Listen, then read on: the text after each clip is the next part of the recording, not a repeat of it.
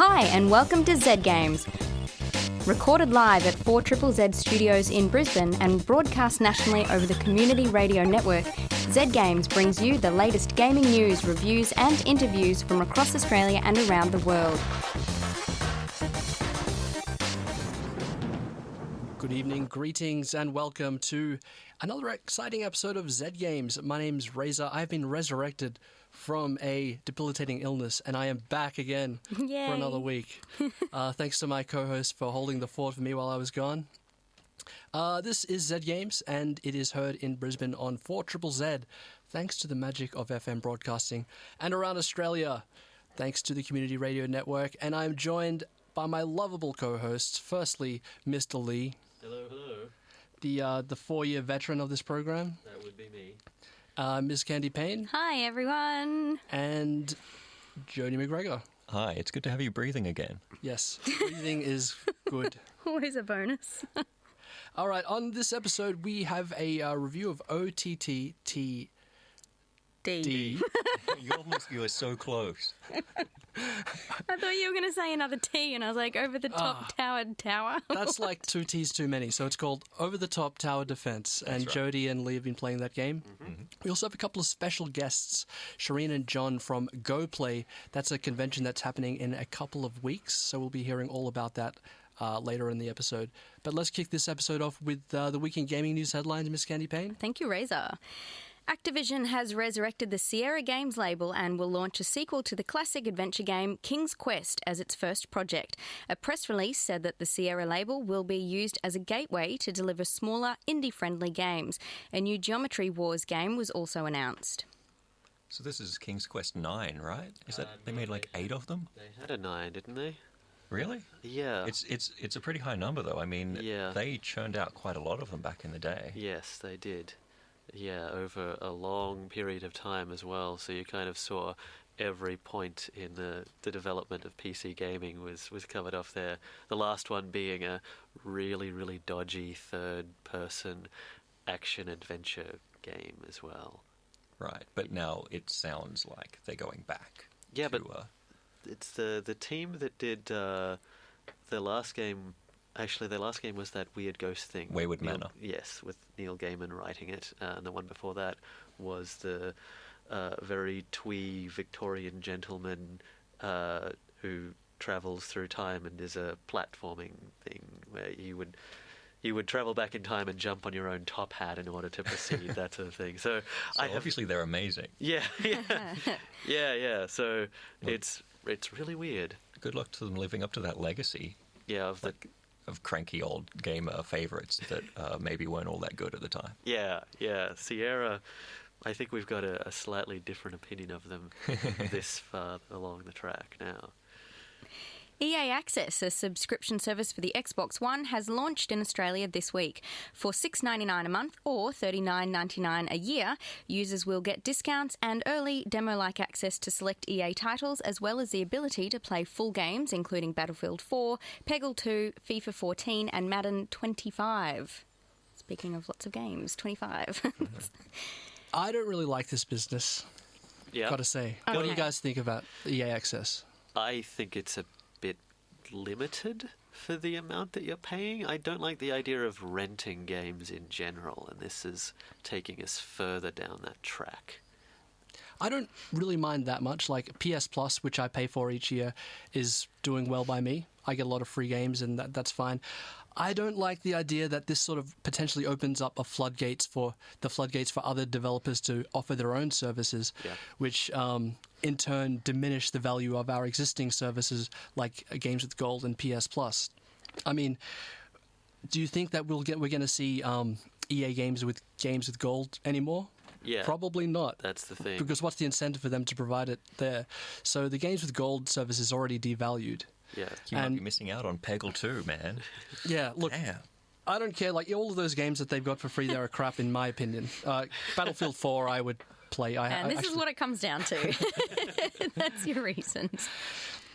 The late Robin Williams will be memorialised in the popular MMO World of Warcraft following a petition on change.org. A spokesperson for Blizzard confirmed that they would pay tribute to the actor and comedian with an NPC in the game. Williams was an avid gamer and often spoke about playing World of Warcraft and other fantasy games, and even named his first daughter Zelda. He was a big Warhammer fan as well. I know guys in America who worked in a game shop, and he came into their game shop to buy stuff, and they were as ecstatic as it is possible to be. And they said he was lovely. Yeah. I was reading the Ask Me Anything that he did over the yesterday. I was reading it yesterday. He didn't do it then. And yeah, he says that he has multiple Warhammer armies, but he had never played before. He just really liked collecting them. So, yeah. Jodie just shed a single tear. Aww. Gamescom, one of the world's largest gaming trade fairs, is happening this week in Cologne, Germany. Sony and Microsoft have both held press conferences and made plenty of announcements. Rise of the Tomb Raider, the follow-up to last year's terrific adventure game, will be an Xbox One exclusive set for launch at the end of 2015. A spokesperson for developer Crystal Dynamics explained that this move did not mean they were turning their backs on PlayStation and PC gamers, drawing attention to the fact that Tomb Raider Definitive Edition was available on PS4 and also the upcoming release of Lara Croft and the Temple of Osiris. Nope. Yeah, I'm a bit dirty about this. As someone who does not own an Xbox One, and I don't have an intention to buy one in the near future, I can't help but feel a little bit betrayed by Square Enix in this matter here. Let's ignore the fact that Tomb Raider, 1, 2, and 3 were PlayStation exclusives, and that the franchise was built, on the love of the PlayStation console. Well, they were PC games before they became PlayStation exclusives. And yeah, this isn't coming to PC at all. It's just, are we not past the era of the console exclusive title now? Surely we might be just ushering in a new era of even bigger game exclusive titles. Because I don't know what reason is that to nab Tomb Raider as an exclusive. Yeah. It's dodgy. I mean, they've built up a fan base with the last reboot that came out last year and was awesome. And now they're just saying, screw you to everyone who bought it that isn't an Xbox gamer. Yeah. Yeah. Well, look, give it 6 months, 12 months, you'll probably be able to buy the super deluxe version of it on your PlayStation 4 with all the downloadable content attached. Exclusive is not a word that has a sturdy meaning anymore in this industry either. 2 new Xbox One bundles were announced, both of which do not include the Kinect motion sensing peripheral. The first is a Sunset Overdrive bundle featuring the game and a white Xbox One console, and the second was a Call of Duty Advanced Warfare bundle that will come with a 1TB hard drive. Both will be available early November. So you can just buy one of those, Ray. You'll be fine. Oh. And it's white. Bonus. I've got to say, like, the bro in me looking at that Call of Duty Advanced Warfare one, it's pretty sweet. With the 1TB hard drive and it's all grey and it looks all mechanical. Yeah, there's like a little tiny part in me that goes, hell yeah, I got to get that. that's the bro. My inner bro. The inner bro talks like that. That's great. A beta for Evolve, the 4 vs 1 monster hunting game from the team behind Left 4 Dead, will run for the Xbox One in January. Sony announced that they have sold through over 10 million PlayStation 4 consoles to consumers in only 9 months. That's a lot. That's a lot. Significant. That's huge. Popular multiplayer zombie survival game DayZ is coming for the PS4. I feel like I said that wrong. It's not Daisy like little flower. It's DayZ. DayZ, letter. Just to clarify, it's not daisies. PlayStation TV will launch in Australia later this year for $150. The device is essentially a PlayStation Vita console redesigned as a set-top box that will allow you to play games from the Vita, PS1 and PSP library, as well as the ability to access the PlayStation Now streaming service and act as a satellite for your PS4. How do we feel about the PlayStation TV concept? I'm not terribly excited. That's because you have everything else that this thing does already. So you're fine. I think, look, it is pretty cool if you don't have a PlayStation Vita already. It'll allow you to use the PlayStation Now service, pending the fact that it works in Australia, which we don't know. Yeah, and the ability to play your PlayStation 4 on 2 TVs in the house is pretty cool. Yeah, that's true. Or you could just move it. Yeah. Yeah, but who wants to do that? I mean, you could move it or you could pay $150. Which do you prefer, Lee? Good point. You've got me there. Lazy. Lazy. Little Big Planet developer Media Molecule will bring the delightful PlayStation Vita platformer Tearaway to PlayStation 4. This version will be called Tearaway Unfolded. I'm just going to jump in here because I was actually looking forward to Gamescom because I was hoping for some PlayStation Vita exclusives. I am a PlayStation Vita owner, and you are the only one. Yeah, do you know the PlayStation? and do you know how many PlayStation Vita exclusives we got? -1. Oh no! We actually lost an exclusive. So yeah, thanks a lot. That's worse than 0. How did you... I'm not even going to ask. Devil May Cry and Heavenly Sword studio Ninja Theory is working on a first-to-PS4 game called Hellblade. I saw the trailer for that. It has someone with a sword. That looks, they're working in their field. I think it's a blade. They got a niche. Yeah. These guys, man, and their names of games. Okay, we've done Heavenly Sword. What are we going to do next? Hellblade. It's like the opposite. Yeah. To get it Yeah. up, down. Yeah. Next, Purgatory Knife. And the last announcement was a new Silent Hill game was announced with Hideo Kojima, creator of the Metal Gear Solid series, and Guillermo del Toro, director of Pacific Rim and Pan's Labyrinth. Actor Norman Reedus, best known as Daryl from the Walking Dead TV series, will star in the game to be called Silent Hills. That's going to be very weird. I have no idea. Like, what is the common ground between Guillermo del Toro and Hideo Kojima exactly? God knows. Yeah. Yeah, no, I think you're right. Strange is what's going to happen out of this. There's no way this is not going to be supremely weird. Yeah. But, it's Silent Hill, so that's all fine, right? Yeah. Hills. Yeah. Silent Hills, whatever. It's plural now. Yeah. There's more than one hill. It looks way too scary for me. Of course. I knew you were going to say I saw that like chicken 2-minute man. trailer. I was like, I don't know if I can watch till the end. Oh, chicken. So, Jody, as our resident scholar in the field of Silent Hill, are you intrigued by this? Are you looking forward to it? Yes, I am. I'm intrigued enough that I didn't actually watch the entire trailer, not because I was scared, but because I didn't want to spoil it. Oh, wow.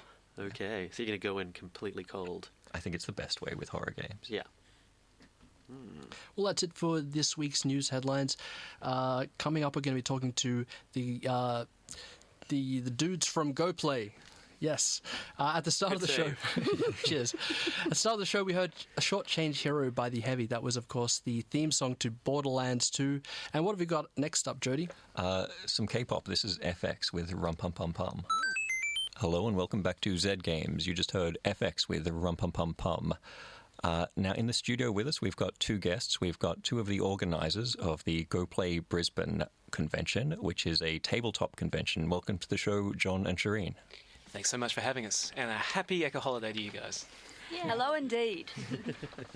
So tell us a little bit about the GoPlay convention. What kind of gaming are you focusing on? Radio. Well, GoPlay, we put it forward as a fantastic 2 days of gaming, and it covers it creates a chance where gamers can come together and play great tabletop role-playing games, board games, and we've even added a LARP this time round.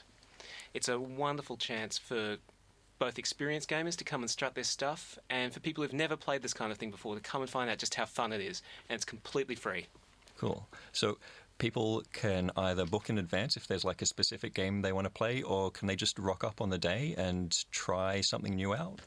It's a little bit of both. We've got a Warhorn pre-registration site where you can go through the games and put your name down for empty spots if they're there. But there's normally something happening that you can just turn up on the day, see if there's a vacant spot, pick up a board game, see if there's a vacant GM who's looking to run a game. We're pretty casual about the whole thing if we can be. Right. So if somebody's never played a role-playing game before, like if they know what Dungeons & Dragons is from that one episode of Community, and that's about it, can they show up and find out what it's actually like? Absolutely. We've worked to create a culture where it's a really soft and gentle landing for someone to try something new. And we've got some GMs who are excellent at that kind of thing. And because we have so many GMs lining up to run games, the role-playing games, we can point you towards something which really is just about the story. You don't have to worry about fiddly rules. And that's always the best stuff, where it's all about story. The dice and the rule, they're just sort of unnecessary byproducts that help us keep things moving. If the story's cool, you're going to have a good time. If I walk into the room, is that going to be obvious which table I should be sitting at as like the ultimate beginner person in the room, or am I going to sit down and realise I'm with a bunch of really advanced players and then I'm just totally humiliated? Is there like a learner section?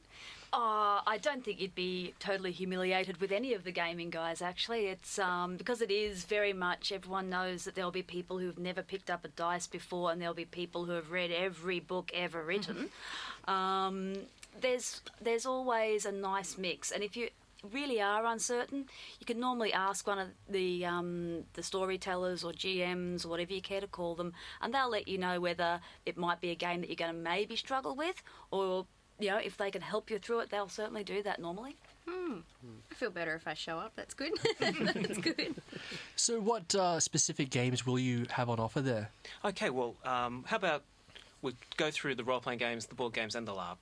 So with the role-playing games, we've got a morning and afternoon session on the Saturday, the 23rd of August, and there'll be stuff like D&D, big names like Star Wars and things like that to play, going down to a guy's running a sequel to The Thing, the John Carpenter film. Nice. Cool. And I really want to play that. yeah, there's just not enough time, is there? And the zaniest one I think we've got this time round is a game called Everyone is John, where the players play the different voices vying for control of a madman. Right. Now, your name is John. Yes, Yeah. Did you create this game? I'm in charge so far. We'll see what happens. Then we've got board games.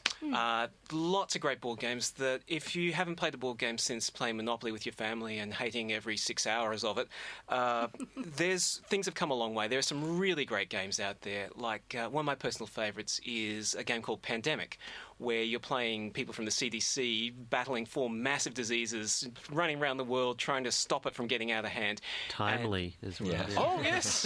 It crossed my mind. And what's great about that one, too, is that you're not playing against each other, you're playing against the game, so it's completely collaborative and takes away that awful feeling of, they've got Mayfair, I'm having a bad time, and this is still going to be 4 hours. No, So, it's super fun. so either you all win or you all die of Ebola. You all die horribly most of the time, I'm afraid. It's true. But it's fun doing that. And then we have the LARP. Yep. Tell us about the LARP. Well, this year's LARP is a Warhammer-based one. The historical Warhammer, so lots of old-school dwarves and elves and things, all set in a tavern.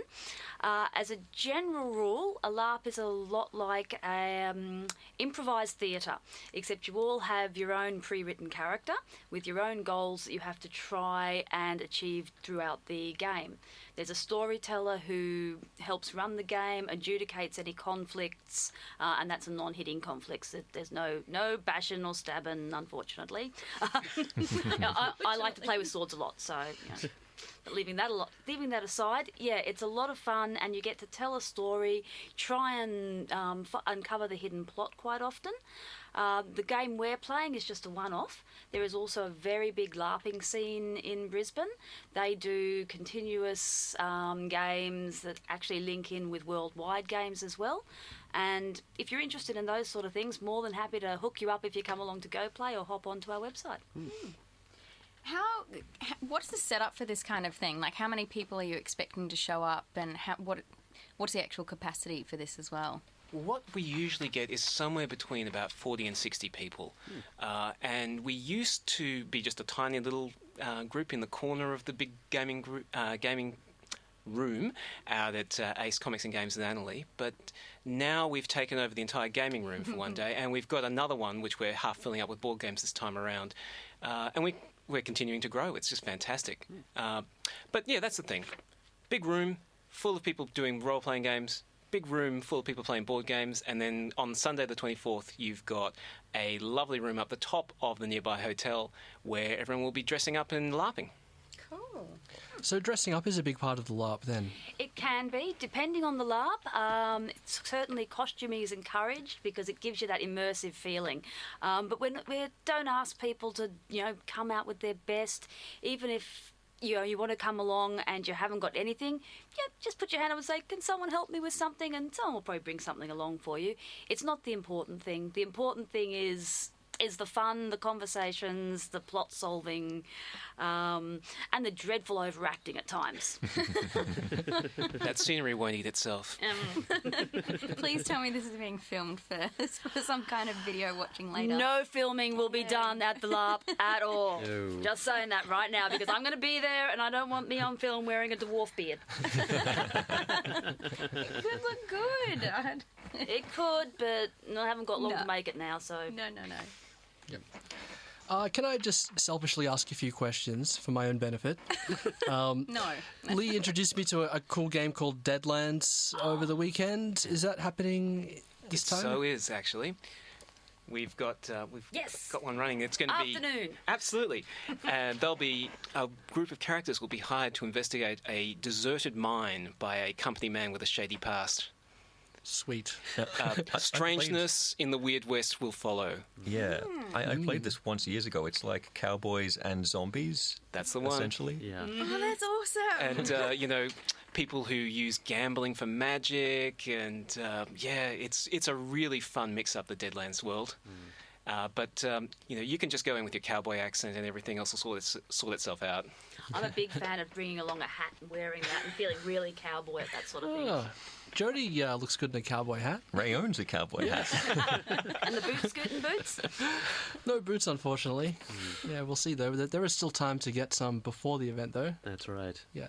So where can we get details online if we want to pre-register or get more information about the specific games you guys will be playing there? Best place to go is to our Facebook site, which is at facebook.com/GoPlayBrisbane.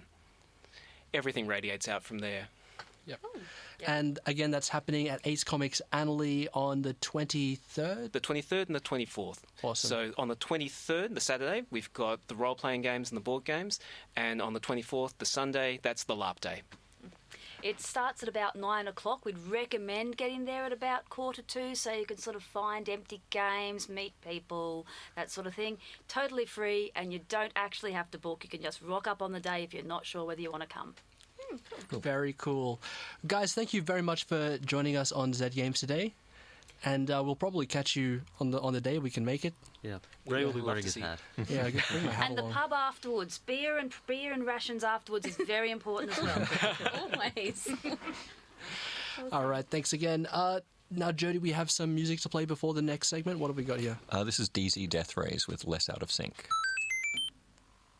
Alrighty, you are listening to Z Games. Razor, Lee, Jody, and Miss Candy Payne with you tonight. You're listening to Triple Z, and it's 6:37. Hope you're doing well. Now, these guys have been playing a game on the computer. It's That's a computer true. game. Yeah. We cover those. It's got a lot of O's and T's and D's in it. Okay, I'm going to get this one. Razor? OTTTD, Yes. Yay!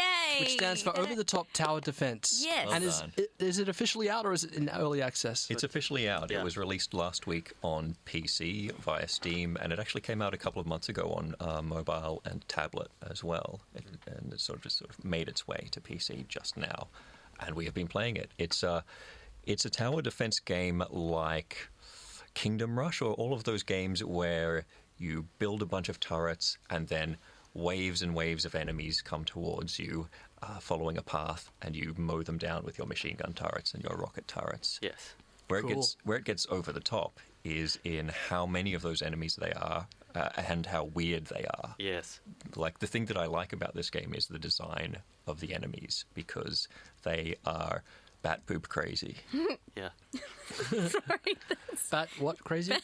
Poop. Bat Don't poop say crazy. it again. It's making me laugh. So the idea is it's set in the future, and you're preemptively invading other dimensions to find people to fight because all of the other wars are over. So one dimension, for instance, is full of crabs, like steampunk crabs, Yeah. who have cannon and tanks, and there are octopuses who ride motorbikes. Yeah. And then you go from there to the horror dimension, which is like bouncing eyeballs, floating skulls, zombies, and giant cactus men. Razor just shivered. My favorite thing with the Halloween level is that when the giant floating eyeballs get armored up, they just have glasses.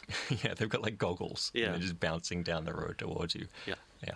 They're So very you're cute. preemptively invading other dimensions to recruit for your army. No. No, You're you're, just you're starting shit. That's what Oh, you're just a dick. Yeah. Yeah, And invading your own dimension is not enough, so you have to find other dimensions to go mess stuff up. Well, you Basically. solved war in your own dimension because you So won them all. So you're starting it in another. Yes. yeah. Got it. Yeah, you run Hero Corp, which is like this future cloned soldiers and weapons development company, and peace is broken out, so you've got nothing better to do. Like, you have to justify your budget somehow, so you preemptively defend Yeah. by building huge gun turrets all over alien Because, dimensions. like, what if those guys broke out of the Hell Halloween dimension, right? We'd be in all kinds of trouble. Yeah. So- Is it an allegory for, a certain country? Now, we don't deal in allegory here, Okay. nor do we have any understanding of them. So if you Smart read answer. anything into this text, that's your problem. We play video games, we don't understand metaphors. Yeah. The other thing that makes it OTTTD different from most other tower defense games is that you have heroes. You have these cloned soldiers who are a little bit like, their personalities remind me of the mercenaries from Team Fortress 2. Yeah. And you move them around between your towers. So you're not just sitting there waiting for endless waves of enemies to throw themselves against your machine guns and missile launchers. You actually have little guys with different powers to run around between the towers to repair them and to activate their abilities and shoot bad guys. There's like an engineer who's good at repairing. There's a scientist who can clone himself and make like angrier versions of himself that run around shooting stuff up. There's like an assault guy who sounds and looks like Arnie. Yeah. A rocket pack guy. They're all dudes. Yeah. The snipers as well. Yes, they are. And they're interesting because while you move them around and you control where they go, just like the towers, you don't have any direct control over what they shoot. So you have to just determine where would be the best place for them to be, doing their thing. But it's great because it gives you something to do in the game. A lot of the other tower defense games are a little bit passive, where you spend a lot of time building initially, and then if that works, then the game just plays itself until you've won. But here you have another unit or a handful of them to manage, which I think smooths out the experience quite a bit. Yeah, it does stop it from being quite so boring, and I do find tower defense games pretty boring as a whole. Yeah, like I like them. I like the idea of building a machine designed to kill my enemies, and that point where you've perfected that and you've got the exact right combination of towers and turrets and things, like, that's all really great. But then all you have to do once that's done is sit back and watch the bullets fly. Actually, watching the bullets fly reminds me of the other thing I like about OTTTD, which is the gore. Yeah. Just bones and lumps of flesh and blood fly out of everything you shoot, and I'm by the end of listening. the level, you cannot see the ground. Yeah. It's just like piles of gunk and But rib like, cages. And okay, on a scale of 1 to 10, when you say gore, is there just a lot of it, or is it like super scary, gross to look at, like visually really gory, or just lots of bones? it's very cartoony. Yeah. Okay. It's like the bones a cartoon dog would eat, So this flying is out okay of a for you, crab that Razor? you shot off of a tank. You can play this then. Actually, I'm intrigued. I think this sounds great. I mean, you get to invade other dimensions. You get to have dudes that just mow down other dudes, and Bouncing eyeballs. octopuses. Yes. on motorbikes. Yeah. What's the? By the way, this is tripping. No, it's This is- octopuses. It is octopuses. Is it octopus? Is Yeah, it yeah. octopi? No, No. we don't speak Latin. Yeah. Okay, Yeah. that tripped me up a bit. So you discussed the endless piles of gore, and it's really great. It does look like, when you do the seaside missions towards the end, it's just the factory floor of the tuna processing plant, because it is just Yes. it's just eyes and pink mush everywhere. And that is, I think, I really enjoy the aesthetic of this game. Like, it is cartoony, and everything is very, very chunky and stylized, and everything animates well. It is a pleasant thing to watch. It's like the setting is there's a lot of big, bright, smooth colors, and not too much textural detail, but it all just really works really well. Have you both been playing this on PC? Sorry. Yeah. Yes. And you said there was a mobile version. That's right. Does it differ aesthetically on the mobile version? Have they had to change much to fit it No, into I a think smaller it's- screen? it's- Same. No, Yeah. the levels are very small. Yeah. Like playing it on a PC, you move your mouse around and you're like, oh, that's the edge. Yeah. They're tiny. You can tell the initial development was for mobile. When Oh, so it was for that first. yeah, Okay. you zoom out and you're like, oh, that's it.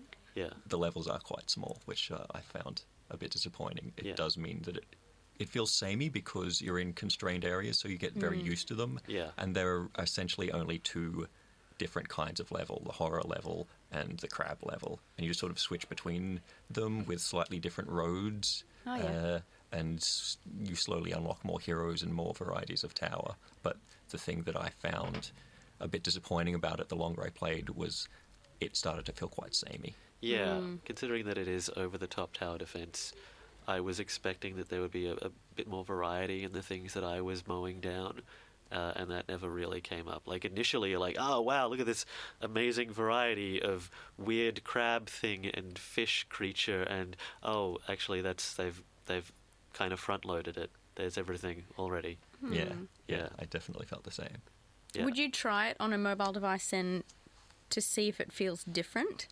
Does that make sense? Like, given that you've just explained that it feels a bit small on a PC screen, would you try it on a mobile and just see if you enjoy it slightly more and if it feels different and if you don't feel that you're so contained in a smaller area? I think tablet would be the perfect size for this. If I Yeah. owned one, that's what I would play it on. I think on my mobile, it might feel a bit like the screen was too small for moving guys exactly where I want to move them. I like Chunky fingers. Yeah, I like the control scheme that they've got is really elegant and does obviously come out of the fact that it is a touch device initially. So you don't all you're doing is repositioning guys. So everything is all single click based, and it works really really well. But I think that the length of the missions would actually be a bit of an impediment on the tablet because each mission seems to take slightly too long to complete, and what you want for something like that is you want to be able to do it in a bite-sized kind of thing. You want it. This is a bathroom break kind of game, Right. and you would have some sort of irritable bowel syndrome if you were having to play through the entire, like, however long the missions actually are for that.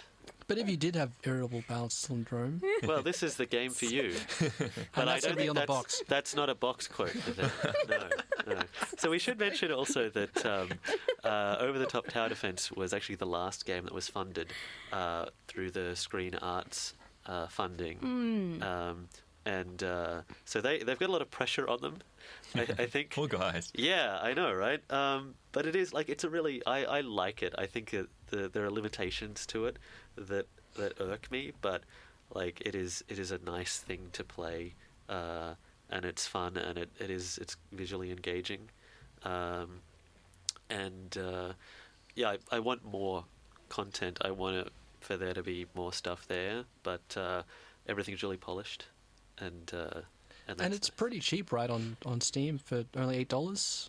Yes, yeah, about that. Yeah, you can get it. I think it was on sale for $8. Now it's $9. Yes. You can get it on mobile and tablet for $5, but it has microtransactions as well on the tablet. So, like, you have gems that you can earn by doing levels, or if you have the mobile version, you can also buy them separately, and you can use those. Like, if one of your heroes dies, you can bring them back to life immediately with a gem, or you can wait 40 minutes for them to come back. Okay, yeah, I don't like that. So I didn't think you would. PC version for me then. I The think. PC version gives you everything. You don't have to buy anything separately, but you still have that thing of having to spend a gem that you can earn from a level to clone someone immediately, or you can wait, which encourages you to use different heroes because you can only have 3 per level, but you wind up with like 8 of them. Yeah. So you wind up swapping them out if one dies. Cool. That is OTTTD, which you Yeah. can get for the PC. And get it because it sounds good. I think I'm going to get it. All right, we're going to be back after this song. What have we got here, Jody? This is Chris Remo with the 30 Flights of Loving main title. You are listening to Z Games, and that was Chris Remo with the 30 Flights of Loving main titles. I am Lee, and I am joined in the studio for this episode by Razor, Jodie McGregor, and Ms. Candy Payne. Hi. So, over the weekend, we were invited to go see the Game On Symposium, which was hosted by the Brisbane chapter of the Independent Game Developers Association. Yes. They've had a number of these over the years, and they keep getting better. They're very, very good, particularly if you are a local developer or would love to be a local developer. It's a great opportunity to see what people are doing and also hear some of the stories of people who have been in the industry. Candy? Yeah, so the 2 days followed. First, there was a lot of panel discussions, and you kind of met a lot of the big wigs in the industry, I guess, from universities, developers. There's a lot of... So it was really interesting. And the second day, there was a lot more workshops as well, so covering off on a lot of different topics. People could learn a lot. The part that I, of course, was most interested in was the open mic section. It's called open mic because essentially it's a room full of people showing off their games, and they are handed a microphone and given the chance to actually describe the game and introduce themselves, which is really nice to put faces to the names behind, and also just to the titles, to the people that are working so hard in not such open and shareable spaces. So it's really nice to have them out in the open to see what they're at home working on all the time. So that was really good. There were some really interesting games.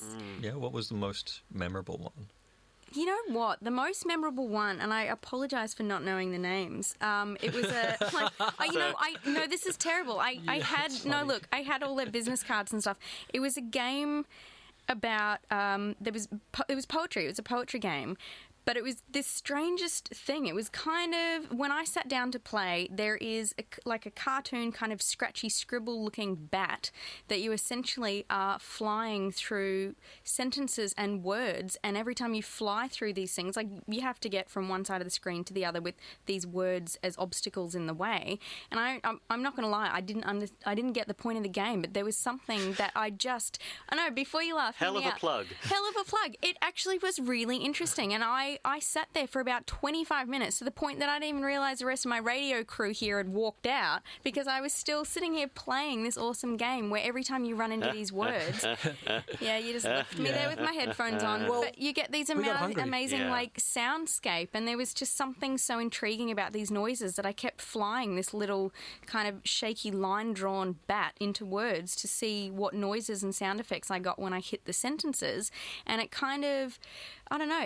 It was very memorable to me, and I do apologise for not knowing the proper name. It was memorable up to a point. It was. I have their card. I left my bag at home. Thanks, Candy. But no, it was really good, and I would love to know more from this team. Lokito, I think. Lokito was their name. I would love to get more information on that one and to see where it goes to, because there was sort of only one level to play. But it was the sounds. There was something about these sounds and wearing the headphones, and it was just, really interesting to me. On the subject of wearing headphones, I did see that you, Ray, got to try out an Oculus Rift. Where did you see that? On Lee's phone. You got to play Tail Drift, right? Ah. How'd you go this time? Still feel nauseous? Yeah, The experience was much worse from this time, actually. It was fine. So you're like a little plane, and you have to follow a track, but it's on the Oculus Rift, which is the VR headset, of course. And what you do is you wear the Oculus Rift, and then you hold your hands sort of out like they're wings, and you have to tilt your body as though you're a plane, and that's how you shift the direction. I played this, but on the iPad that they had there, and it was super cute. Yeah, I actually loved it. I don't know how the hell you played that on the Rift then, because I felt seasick. I think you're obliged to go vroom as you're playing it, right? The best part about it is that it turns out that in order to use the speed boost, you've got to do a pelvic thrust. Oh, what? This is brilliant. Yeah, well... But you should explain that the track is actually, like, it's a circular pipe that you're going around, so you're not just following, like, up and down, left and right. You're spinning round and round and round. So I imagine if you're flying, it's like you're doing one of those, the creative up-in-the-air planes that do all the big dives. Yeah, kind of like that. Aerobatics, so kind of, whatever. It's very... no wonder you felt full sick. on. Yeah, I guess if you're prone to motion sickness, stick with the tablet version. Even that was making me dizzy. It was too much spinning. I was like, oh no, I'm going to go back to the poetry. But apart from the the nauseating factor, maybe it was cute. it actually looks like a really solid game. It's really fun. It's great. And it looks great as well. Like it looks like a pro game, collecting not like coins and stuff. Yeah. So that was cool. Our friends at Disparity Games had Ninja Pizza Goal on show, and congrats to them for hitting their Kickstarter goal. No pants, no pizza. I was walking around saying that all day. Yeah. it's cute. Thanks a lot, guys. You've made Candy even more obnoxious. What? I always wear pants. I'm going to get my pizza. It's great. And Infinity Wars, those guys were there. We had a great chat with them. They've got a kind of a Magic the Gathering style card game, but it's got like a techno. They've kind of left the fantasy vibe at home, and they've gone with the sci-fi techno vibe, and that's pretty awesome. Instead of taking turns like in sequence, like in most card games, you take turns at the same time, and there's an added level of excitement there. So I'm looking forward to playing that. Yeah. It's a gorgeous game. I made sure to download it as soon as I got home after the event. It was also nice to see Alex showing Malevolence, the Sword of Archronox, or I can never remember how that's pronounced. Anyway, Archronox, yes. And he is getting excited about releasing an expansion pack for his endlessly generating RPG. So if you thought that his infinite role-playing game was not infinite enough, he's going to add an entire new level of infinity there for you. So, yes. Look out for that. He says he's adding a hell dimension. Cool. So he's adding infinite hell to his video game. Great. I will die even quicker. Yeah. Because there's going to be more poison for me to get killed by. Yes. Everything that you think is refreshing water is in fact poison. Yeah. Yeah. Aww. Yeah, it's really cool if you like those old school games like Might and Magic, those kind of role-playing ones that it's isometric. No, it's not. I mean, grid-based. What's that word I'm looking for? That's Grid-based. Grid-based. Grid-based, well done. yeah. But like these guys are talking about, it's infinite, so you never run out of places to explore. And it's kind of got a Dark Souls vibe, where you stumble upon like the remnants of other characters and other dead players, but you never actually see them physically in your world. But there's sort of echoes of past players that gives a really creepy, cool vibe, like Dark Souls. Yeah. So you guys had a good time. Yeah, we had fun. What were you doing? Working. Sorry, buddy. Yeah. And get this, downstairs in the car park, underneath the exhibition, there was a DeLorean parked there. You all saw my Instagram post. No. What Instagram post? Or whatever. I saw this thing. Yeah, he was there. It was awesome. I took a, Yeah. took a So photo I don't of know the car. what awesome game developer in Brisbane has a DeLorean, but you're awesome, We'd love man. to meet you, or Yeah. just the car. Bring the car in. Let us go for a ride. Not only was it a DeLorean, but he had the rainbow hat and the sports almanac on his dashboard. So I'm pretty certain this was actually What a freaking hero. Marty McFly. well, Biff having stolen it. Yeah. Oh, yeah. I tell you what, unlike what is it, May 11th, 2015, Yeah. he's going to be the coolest dude in Brisbane for sure. Yeah. Oh, yeah. Yeah, you get it, Candy? Yeah, I do, of course. Yep. Cool. Yeah, he'll be there with his hoverboard. Yep. Yeah. All right, well, we're just about out of time for this episode of Zed Games. Yep, got it. Aw, always sad. Thanks again for listening, guys. We do have social media stuff happening. Jody, you know We're about on that? Facebook and Twitter at thatthing/ZGamesAU. I worry that one day somebody's actually just going to type in that thing at zgames.au, you know. That's all right. We own thatthing.com. www.thatthing at zgames.au. It redirects. It's fine. Yeah, it's great. You can also check it out on iTunes. Type Zed Games into iTunes. It should come up, hopefully. Fingers crossed. You can listen to us again and again and again. And again. And again. And again. All right. But we'll be back next week at the same time. We have one last song before we go, Jody. This is Laugh and Beat with Overflowing Emotions.